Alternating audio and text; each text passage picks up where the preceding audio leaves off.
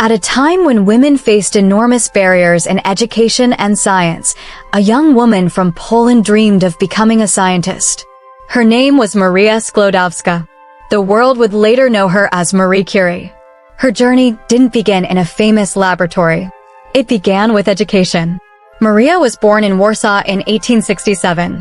Her family valued learning, but political conditions in Poland made education difficult. For Maria, knowledge wasn't simply a hobby. It was a way forward. She eventually moved to Paris to study at the Sorbonne. Life there was difficult. She had little money. She studied intensely. Sometimes she struggled simply to afford food and warmth. But she continued. And eventually she met Pierre Curie, a physicist who shared her passion for scientific research. Together, they began studying a mysterious phenomenon connected to uranium.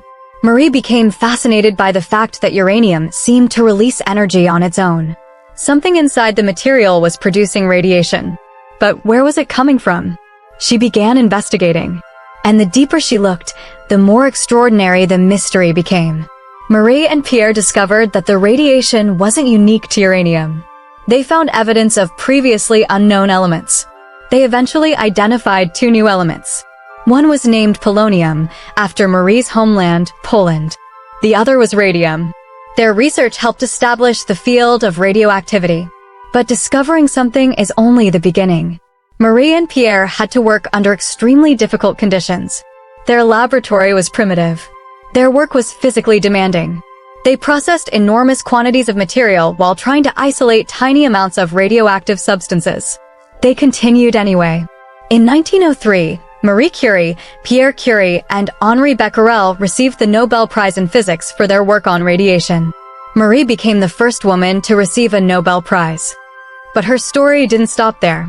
Pierre died suddenly in 1906 after a street accident. Marie was devastated. But she continued his work. She became the first woman to teach at the Sorbonne. And in 1911, she received a second Nobel Prize, this time in chemistry. She became the first person to win Nobel Prizes in two different scientific fields. Her work eventually contributed to medical applications of radiation.